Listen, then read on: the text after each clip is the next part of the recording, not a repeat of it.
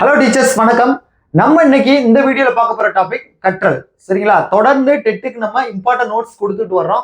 நம்ம சேனலுக்கு புதுசா இருந்தீங்கன்னா மறக்காம சப்ஸ்கிரைப் பண்ணிக்கோங்க.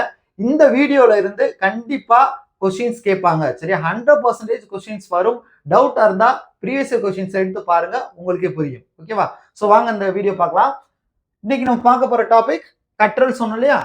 ஸோ கற்றல்னா என்ன? ஃபர்ஸ்ட் கற்றலுக்கான டெஃபினிஷன் கொடுத்துருக்காங்க. சரியா? இது எல்லாமே நான் ஏற்கனவே நம்ம பல வீடியோல சொல்லியிருப்பேன். ஏற்கனவே நம்ம சேனலை பார்த்துட்டு இருக்கீங்கன்னா உங்களுக்கு தெரியும். 2013 டெட் பாஸ் கேண்டிடேட் நான் எடுத்த நோட்ஸை தான் உங்களுக்கு இப்போ கிளாஸாக எடுத்துட்டு இருக்கேன். சரிங்களா? நான் படிக்கிறதுக்கு எடுத்த நோட்ஸ், கைப்பட நான் எடுத்த நோட்ஸை தான் உங்களுக்கு கொடுத்துட்டு இருக்கேன். இது எல்லாமே ரொம்ப ரொம்ப முக்கியமானது. ஓகேவா? ஸோ இதுல எதுவுமே ஸ்கிப் பண்ண முடியாது. எல்லாமே நான் கொடுத்துருக்கிறது எல்லாமே கீவேர்ட்ஸ். ப்ரீவியஸ் இயர் கொஸ்டின் எடுத்து பார்த்தீங்கன்னா அப்படியே லட்டு மாதிரி அப்படியே இந்த கொஸ்டின்ஸ் அப்படியே இருக்கும். சரிங்களா? ஸோ அந்த அளவுக்கு ரொம்ப முக்கியமானது. ஸோ எதையுமே ஸ்கிப் பண்ணிடாதீங்க. கரெக்டாக கொடுக்குற கீவேர்டை உள்வாங்கிக்கோங்க. ஓகேவா டீச்சர்ஸ்? பாருங்க, ஃபர்ஸ்ட் டெஃபினிஷன் கற்றல். கற்றல் என்பது பயிற்சி, அனுபவம் மூலம் ஏற்படும் நிலையான நடத்தை மாற்றம். அதுதான் ரொம்ப முக்கியம். ஸோ கற்றல் அப்படின்னா என்ன? பயிற்சி மற்றும் அனுபவம் மூலம் ஏற்படும் நிலையான நடத்தை மாற்றம். ஸோ இதுதான் கற்றலுக்கான டெஃபினிஷன். அடுத்து கற்றல் கோட்பாடுகள் கொடுத்திருக்காங்க. 2 கோட்பாடு இருக்கு டீச்சர்ஸ். ஒன்னு எஸ்ஆர் தியரி, இன்னொன்னு field theory. First SR theory, ரெண்டாவது ஃபீல்டு தியரி. இந்த எஸ்ஆர் தியரிக்கு எஸ்னா என்ன அப்படின்னா ஸ்டிமுலஸ், ஆர்னா ரெஸ்பான்ஸ். ஓகேவா? ஸ்டிமுலஸ்னா தூண்டல், ரெஸ்பான்ஸ்னா துலங்கல். ஸோ இதுதான் வந்து இதுக்கான மீனிங். ரெண்டாவது field theory. So first S R தியரியில என்னென்ன வருதுன்னு பார்க்கலாம். அப்ப நான் சொன்னேன் இல்லையா, எஸ்ஆர் தியரின்றது தூண்டல், துலங்கல், தொடர்பு கோட்பாடுகள். இந்த எஸ்ஆர் தியரியில 3 வருது. தார்ண்டைக்கோட கனெக்ஷனிசம் வருது, பாவ்லோவோட கிளாசிக்கல் கண்டிஷனிங், ஸ்கின்னரோட ஆப்ரன் கண்டிஷனிங் வருது. சரிங்களா? தமிழ்ல சொல்லணும்னா தாண்டை கோட்பாடு வருது, பாவ்லோட கோட்பாடு வருது, ஸ்கின்னரோட கோட்பாடு. ஸோ இதை மட்டும் ஞாபகம் வச்சுக்கோங்க. ஸோ இப்போ இந்த 3ஐயும் நம்ம தெளிவா பார்க்க போறோம். ரொம்ப முக்கியமானது டீச்சர்ஸ், மறந்துடாதீங்க. ரொம்ப ரொம்ப முக்கியமான கிளாஸ் இது. ஸோ வீடியோ முடிகிறப்ப நீங்க படிச்சு முடிச்சிடணும். ஸோ இதுல இருந்து கொஸ்டின்ஸ் 1 இல்லைன்னா 2 கொஸ்டின்ஸ் கண்டிப்பா வரும். அதுல எந்த மாற்றமும் இல்லை. அடுத்து எஸ்ஆர் தியரி மாதிரி ஃபீல்டு தியரி இருக்கு. இதை ஹெஸ்டால்ட் அல்லது அறிவுப்புல கோட்பாடுகள் கொடுத்துருக்கேன். ஹெஸ்டால்ட் தியரி, கர்ட் லெவின்ஸ் தியரி அப்படின்னு 2 இருக்கு ஃபீல்டு தியரியில. ஸோ நம்ம ஏற்கனவே சொன்ன மாதிரி எஸ்ஆர் தியரியில இருக்கக்கூடிய ஃபர்ஸ்ட் ஒன் என்னன்னா தாண்டைக்கோட முயன்றி தவறி கற்றல். ஸோ தாண்டை கோட்பாடுக்கு நேம் என்னன்னா ட்ரையல் அண்ட் எரர் லேர்னிங். ஓகேவா? So trial and error learning, முயன்றி தவறி கற்றல் சொன்னது யாரு? தார்ண்டைக்கு. ரொம்ப முக்கியம். ஸோ தார்ண்டைக்கு இந்த சோதனைக்கு பயன்படுத்திய விலங்கு பூனை. இதுல 3 விதிகள் சொல்லியிருக்காரு. கற்றல் விதிகள் வந்து 3 சொல்லியிருக்காரு. என்னென்ன அப்படின்னா ஆயத்த விதி, பயிற்சி விதி, விளைவு விதி அப்படின்னு 3 விதி சொல்லியிருக்காரு. டீச்சர்ஸ், இது எல்லாமே நான் ஏற்கனவே சொன்னதான் ரொம்ப ரொம்ப முக்கியமான பாயிண்ட்ஸ் மட்டும் நான் கொடுத்துருக்கேன். சரிங்களா? இது எல்லாமே கீவேர்ட்ஸ்.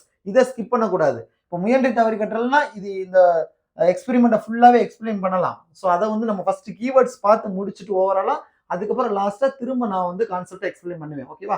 அப்புறம் அது தனியா வீடியோ கொடுக்கலாம். ஃபர்ஸ்ட் நம்ம ஃபுல்லா கீவேர்ட்ஸை ஃபுல்லா எக்ஸாம் பாயிண்ட் ஆஃப் வியூல படிச்சுட்டு போயிடணும். ஓகேவா? ரொம்ப டீட்டெயிலா உள்ள போக வேண்டாம். எக்ஸாம் பாயிண்ட் ஆஃப் வியூல என்ன கொஸ்டின்ஸ் வருமோ அதை மட்டும் நம்ம பார்த்துட்டு ஸ்கிப் பண்ணிடலாம். ஸோ தாண்டையோட முயன்றி தவறி கற்றல்ல அவர் பயன்படுத்திய விலங்கு பூனை. கற்றல் விதிகள் 3 இருக்கு. என்னென்னு பார்த்தோம்? ஆயத்த விதி, பயிற்சி விதி, விளைவு விதி. இந்த ஆயத்த விதிக்கு மட்டும் ஒண்ணுதான். பயிற்சி விதிக்கு 2 பேர் இருக்கு. வேறு பெயர்கள் 2 இருக்கு. அலைவன் விதின்னு சொல்லலாம், அண்மை விதின்னு சொல்லலாம். சரியா? எதை? பயிற்சி விதிய அலைவன் விதின்னு சொல்லலாம், அண்மை விதின்னு சொல்லலாம். விளைவு விதிய பயன் விதின்னு சொல்லுவாங்க. விளைவு விதிய பயன் விதின்னு சொல்லலாம். ஸோ மொத்தம் இந்த 3 விதிகள் தான். கற்றல் விதிகள் 3 தான். யாரோடது?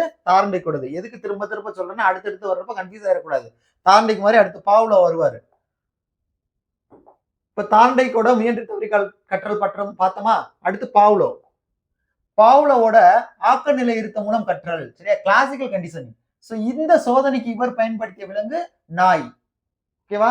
தார்ண்டைக்கு என்ன பயன்படுத்தினாரு? பூனை பயன்படுத்தினாரு. பாவ்லோ எதை பயன்படுத்துறாருன்னா நாயை பயன்படுத்துறாரு. என்ன பண்ணுவாருன்னா இந்த எக்ஸ்பெரிமெண்ட் எப்படின்னா சிம்பிளா உங்களுக்கு சொல்லணும்னா நம்ம படிச்சதான் சைக்காலஜி, நம்ம பிஎட்ல படிச்சதுதான். ஒரு நாய்க்கு வந்து உணவு கொடுப்பாரு. அதுக்கு உமிழ்நீர் சுரக்கும். உணவுங்கிறது இங்க வந்து தூண்டல், உமிழ்நீருங்கிறது துலங்களா இங்க வந்து செயல்படுது. அப்போ ஃபர்ஸ்ட் உணவு கொடுப்பாரு. அந்த உணவு பார்த்தோன்னா அதுக்கு உமிழ்நீர் வரும். அடுத்து என்ன பண்ணுவாரு அப்படின்னா அடுத்தடுத்து எக்ஸ்பெரிமெண்ட் பண்றப்ப அடுத்தது இந்த உணவு கொடுக்கறதுக்கு முன்னாடி பெல் அடிப்பாரு. சரியா? மணி ஓசை. அந்த மணி ஓசை அடிச்சுட்டு அதுக்கப்புறம் உணவு கொடுப்பாரு. அப்புறம் உமிழ்நீர் சுரக்கும். அதாவது உணவை பார்த்த உடனே. அதுதான் 2வது. அடுத்தடுத்து போக என்ன பண்ணிடுவாருன்னா, பார்த்த உடனே அந்த மணி ஓசை கேட்ட உடனே இந்த நாய்க்கு வந்து உமிழ்நீர் சுரந்துரும். ஸோ இதுதான் இந்த எக்ஸ்பெரிமெண்ட். ஃபர்ஸ்ட் ஃபுட்டு வைப்பாரு, உமிழ்நீர் சுரக்கும் நாய்க்கு. அப்புறம் ஒரு பெல் அடிச்சுட்டு ஃபுட்டு வைப்பாரு, உமிழ்நீர் சுரக்கும். அப்புறம் இப்படி போய்கிட்டு இருக்கப்ப பெல்ல அடிச்ச உடனே அப்ப நாய்க்கு என்ன தோணிடுது, பெல் அடிச்சோன்னா அப்ப நம்ம உணவு வரப்போகுது, உணவு வந்து வரப்போகுது அப்படின்னு தோணிட்டு அதுக்கு வந்து உமிழ்நீர் சுரந்துரும். ஸோ இதுதான் இந்த எக்ஸ்பெரிமெண்ட் சிம்பிளா சொல்லணும்னா. ஸோ இந்த பாவ்லோ பாத்தீங்கன்னா ரஷ்ய நாட்டு உளவியல் அறிஞர். சரியா? இவர் எந்த நாடு? ரஷ்ய நாட்டை சேர்ந்தவர். ரொம்ப முக்கியம். இதெல்லாம் அடிக்கடி கேட்கிற கொஸ்டின்ஸ். ப்ரீவியஸ் இயர் கொஸ்டின் பாத்தீங்கன்னா தெரியும். இந்த எந்த நாட்டை சேர்ந்தவர் அப்படிங்கிறது கேட்ட கொஸ்டின். இது வந்து ரஷ்ய நாட்டை சேர்ந்தவர். யாரு? பாவ்லோ. இது ப்ரீவியஸ் இயர் கொஸ்டின். ஆக்க நிலையிருத்த கோட்பாட்டு விதிகள். இவர் 5 விதி சொல்றாரு. என்னன்னா, உருவாதல் விதி, ஆக்க நிலையிருத்தம், அழிந்து போதல், பொதுமைப்படுத்துதல் விதி, பிரித்து உணர்தல், 2ஆம் நிலை ஆக்க நிலையிருத்தம். சரியா? தாண்டைக்கு எத்தனை விதி சொன்னாரு? கற்றல் விதி எத்தனை சொன்னாரு? 3 சொன்னாரு. பாவ்லோ 5 சொல்றாரு. அடுத்து ஸ்கின்னர் வர்றாரு. ஸ்கின்னர் பாருங்க, BF ஸ்கின்னர், செயல்படு ஆக்க நிலையிருத்த கோட்பாடு. இவரு அமெரிக்காவை சார்ந்தவர். சரியா? செயல்படு ஆக்க நிலையிருத்தத்தை கல்விசார் ஆக்க நிலையிருத்த கோட்பாடும் அப்படின்னு சொல்லலாம். ஓகேவா? அப்ப BF ஸ்கின்னரு ஷார்ட்டா ஸ்கின்னர் ஞாபகம் வச்சுக்கோங்க. இப்ப ஸ்கின்னரோட கோட்பாடுனாலும் சரி, கருவிசார் ஆக்க நிலையிருத்த கோட்பாடு, செயல்படு ஆக்க நிலையிருத்த கோட்பாடு 3 ஒண்ணுதான். சரியா? சோதனைக்கு பயன்படுத்திய விலங்கு எலி. டீச்சர்ஸ் ஞாபகம் வச்சுக்கோங்க. தார்ண்டைக்கு எதை பயன்படுத்தினாரு? பூனையை பயன்படுத்தினார். சரியா? பாவ்லோ எதை பயன்படுத்தினாரு? நாயை பயன்படுத்தினாரு. இப்ப ஸ்கின்னர் எலியை பயன்படுத்தினாரு. சரியா? அடுத்து உட்காட்சி கற்றல் பார்ப்போம். ஹோக்லர் பார்ப்போம். ஹோக்லர் என்ன பயன்படுத்துவாரு அப்படின்னா குரங்க பயன்படுத்துவாரு. நான் அடுத்தது சொல்ல போறேன். மொத்தம் இந்த 4ஐயுமே நம்ம வந்து ஞாபகம் வச்சுக்கணும். 4 ரொம்ப முக்கியம்.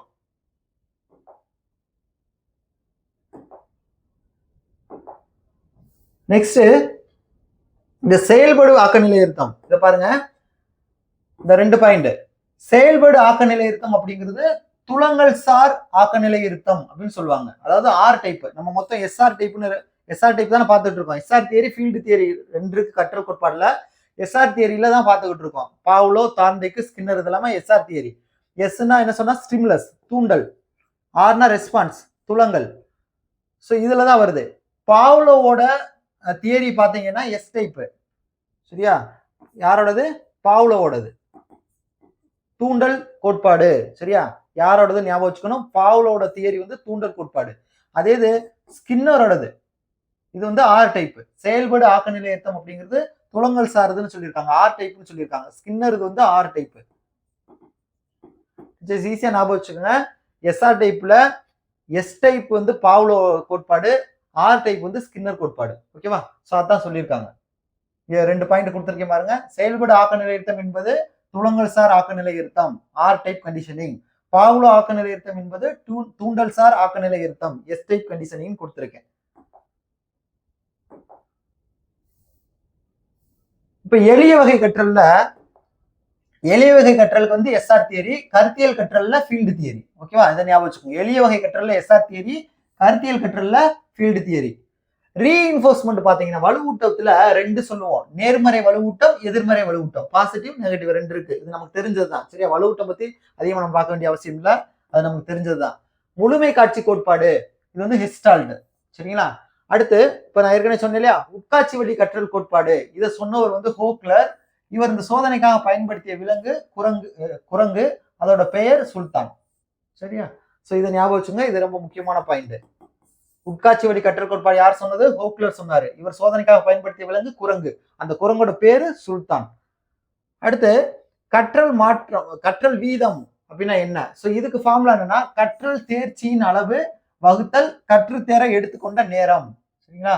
அதாவது கற்றல் தேர்ச்சியின் அளவு வகுத்தல் கற்றுத்தேர எடுத்துக்கொண்ட நேரம். சோ இதுதான் இதுக்கான ஃபார்முலா.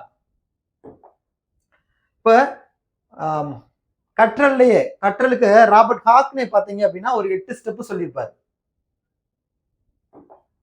கற்றல ஒரு 8 படிநிலைகள்ல சொல்லியிருக்காரு. யாரு? ராபர்ட் ஹாக்னே. ரொம்ப முக்கியமானது. சரிங்களா? இதுல என்னென்ன இருக்கு பாருங்க.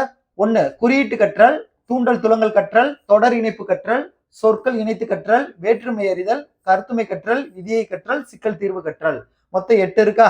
இந்த 8மே காக்னேயோடது, ராபர்ட் காக்னே. ஸோ இவரோட கற்றல் படிநிலை கோட்பாடுகள் எத்தனை அப்படின்னு கேட்கலாம். மொத்தம் எத்தனை? 8. ஸோ இதை நான் எப்படி ஞாபகம் வச்சுக்கிட்டேன் அப்படின்னா, இந்த ஃபர்ஸ்ட் லெட்டர் இருக்கு பாத்தீங்களா, எழுத்து. ஸோ இதை மட்டும் வச்சு நான் ஞாபகம் வச்சுக்கேன். நான் படிக்கிறப்ப இப்படித்தான் ஞாபகம் வச்சேன். குது தோசவே கவிசி. ஏன்னா இந்த ஆர்டர் ரொம்ப முக்கியம். ஸோ உங்களுக்கு ஃபர்ஸ்ட் டைம் கேட்கிறப்ப கொஞ்சம் கஷ்டமா இருக்கும். ஆனா சொல்ல சொல்ல ஈஸி ஆயிரும். இப்படித்தான் ஷார்ட்கட் போட்டு படிக்கணும் இல்ல, உங்களுக்கு எப்படி தோணுதோ அதுக்கேற்ற மாதிரி நீங்க ஷார்ட்கட் போட்டு படிச்சுக்கலாம். ஷார்ட்கட் போட்டு படிங்க, அப்பதான் மறக்காது. ஓகேவா? இந்த மாதிரி இதெல்லாம். ஸோ இந்த 8 ஸ்டெப்னா மாத்தி மாத்தி சொல்லக்கூடாது. ஃபர்ஸ்ட் எது, செகண்ட் எது, இந்த ஆர்டர் ரொம்ப முக்கியம். ஓகேவா? அதனாலதான் ஃபர்ஸ்ட் லெட்டர் அப்படியே மெமரி பண்ணிப்பேன். குது தோசவே கவிசி அப்படின்னு ஞாபகம் வச்சுக்கணும். நான் படிக்கிறப்ப அப்படிதான் ஞாபகம் வச்சுக்கிட்டேன். இப்ப கற்றல் மாற்றத்தோட வகைகள் அப்படின்னு பார்த்தோம்னா மொத்தம் 3 இருக்கு. நேரடி கற்றல் மாற்றம், எதிர்மறை கற்றல் மாற்றம், சூனிய கற்றல் மாற்றம். சரிங்களா? மொத்தம் கற்றல் மாற்றத்தின் வகைகள் 3. நேரடி கற்றல் மாற்றம்னா என்ன? ஃபர்ஸ்ட், நேரடி கற்றல் மாற்றம்னா கற்ற பாடம் கற்கும் பாடத்திற்கு உதவுதல். இதை மட்டும் ஞாபகம் வச்சுக்கோங்க. நேரடி கற்றல் மாற்றம்ன்றது உதவுதல். ஏற்கனவே கத்துக்கிட்டது இப்ப கத்துக்க போறதுக்கு உதவியா இருக்கும். சரியா? எடுத்துக்காட்டுன்னு பார்த்தோம்னா, டென்னிஸ் கத்துக்கிட்டவன் கைப்பந்தாட்டம் கத்துக்கிறதுக்கு ஈஸியா இருக்கும். ஓகேவா? சோ அதே இது எதிர்மறை கற்றல் மாற்றம் அப்படிங்கிறது ஏற்கனவே கற்ற பாடம் கற்கும் பாடத்திற்கு தடையாக இருக்கும். நேர்மறைக்கு என்ன சொல்லுவோம்? உதவியா இருக்கும். இங்க எதிர்மறைக்கு இதை மட்டும் ஞாபகம் வச்சுக்கோங்க. நேரடி கற்றல் மாற்றத்துக்கு என்ன இருக்கும்? உதவியா இருக்கும். எதிர்மறை கற்றல் மாற்றத்துக்கு தடையா இருக்கும். ஓகேவா? சோ இதுக்கு எடுத்துக்காட்டு, உயிரியல் பாடத்தில் தேர்ச்சி பெற்றவன் கணித பாடத்தில் பின்தங்குவது. Okay teachers? ஏன்னா உயிரியல் பாடங்கள் தியரி, இது வந்து ப்ராப்ளமேட்டிக்கா இருக்கும். சோ ஒண்ணு இன்னொன்னுக்கு தடையா இருக்கிறது. அடுத்து சூன்ய கற்றல் மாற்றம். அதுலயே அர்த்தம் வருது. சூன்யம் அப்படின்னா என்ன? ஒண்ணுமே இல்ல, ஜீரோ அப்படின்னு அர்த்தம் இல்லையா? சூன்யம் அப்படின்னா சோ கற்ற செயல், கத்துக்கிட்ட செயல் இல்லைன்னா பாடம். நம்ம டீச்சர்ஸ் நம்ம பாடம்னு வச்சுக்கிறோம். கற்ற செயல் அல்லது பாடம் கற்கும் பாடத்திற்கு எவ்வித தாக்கத்தையும் உதவி அல்லது தடையாக இல்லை, எவ்வித தாக்கத்தையும் ஏற்படுத்தாமல் இருந்ததுனாதான் சொன்னேன். சூன்யம் அப்படின்னாலே ஒண்ணுமே இல்லைன்னு அர்த்தம். அப்ப ஏற்கனவே கத்துக்கிட்டது இப்ப கத்துக்கிறதுக்கு உதவியாவும் இருக்காது, தடையாவும் இருக்காது, எந்த தாக்கத்தையும் ஏற்படுத்தாம இருக்கும். சோ அதுதான் வந்து சூனிய கற்றல் மாற்றம். எடுத்துக்காட்டு, கணிதம் படித்தவன் இசை படிப்பது. ஏன்னா கணிதம் வேற டிபார்ட்மெண்ட், இசை வேற டிபார்ட்மெண்ட் இல்லையா? ஒண்ணுக்கு ஒண்ணு சம்மந்தம் இல்ல. சோ ஒண்ணு இன்னொன்னுக்கு எந்தவித தாக்கத்தையும் ஏற்படுத்தாது. சோ இந்த கற்றல்லையே நாரதன் சார் புக்ல ரொம்ப ஒரு முக்கியமான பாயிண்ட்ஸ் இருக்கு. வில்லியம் ஜேம்ஸ் பின்வரும் நூல்களை மனப்பாடம் செய்தார். எப்ப அப்படின்னா 1890ல.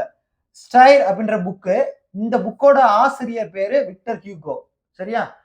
புக்கோட பேரு ஸ்டைர், இந்த புக்கோட ஆசிரியர் பேரு விக்டர் ஹியூகோ. இந்த புக்கை 1890ல வில்லியம் ஜேம்ஸ் அவர்கள் மனப்பாடம் பண்ணியிருக்காரு. சோ அந்த புக்கு மட்டும் இல்ல, இன்னொரு புக்கும் இருக்கு. இது எல்லாமே நம்ம கேள்விப்பட்ட புக்கு தான். அந்த புக்கோட நேம் நம்ம கேள்விப்பட்டிருப்போம். Paradise last. பாரடைஸ் லாஸ்ட் அப்படின்ற புக்கு பேரு. இதோட ஆசிரியர் யாருன்னு பார்த்தா ஜான் மில்டன். இது வந்து ஆசிரியர் பேரு. ஜான் மில்டன் எழுதிய பாரடைஸ் லாஸ்ட்ன்ற புக்கை ஜேம்ஸ் வில்லியம்ஸ் மனப்பாடம் பண்ணியிருக்காரு. சரிங்களா? சோ இது வந்து கற்றல்ல ரொம்ப முக்கியமானது.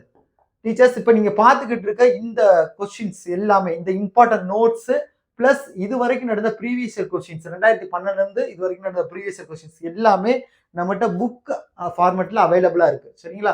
சோ இந்த புக்கு உங்களுக்கு வேணும் அப்படின்னா, ஏன்னா நீங்க நோட்ஸ் எடுத்து படிக்க டைம் ஆகும். ஸோ புக் வாங்கிட்டீங்கன்னா உங்களுக்கு ஈஸியா இருக்கும் படிக்கிறது. செல்ல படிக்கிறது கஷ்டம், அது நமக்கு எல்லாருக்குமே தெரியும். ஸோ புக் இருந்தா நமக்கு ரொம்ப உதவியா இருக்கும் அப்படின்றதுனால புக் நம்ம போட்டிருக்கோம். ஸோ இந்த புக் உங்களுக்கு வேணும்னா ஸ்கிரீன்ல தெரிந்து பாருங்க, இந்த நம்பருக்கு ஆர்டர் பண்ணுங்க. ஓகேவா? 9585992871 அப்படின்ற நம்பருக்கு வாட்ஸ்அப் பண்ணுங்க. உங்களுக்கு உடனே ரிப்ளை வரும். நீங்க புக் ஆர்டர் போட்டதுல இருந்து மேக்ஸிமம் 2 days புக் உங்க கைக்கு வந்துடும். Okay teachers? ரொம்ப யூஸ்ஃபுல்லா இருக்கும். இந்த கற்றல் ரிலேட்டடா ஒரு சில கோட்பாடுகள் இருக்கு, அதையும் சேர்த்து பார்த்துருவோம். ஒத்த கூறு கோட்பாடு சொன்னது யாருன்னா தாண்டைக்கு. சரிங்களா?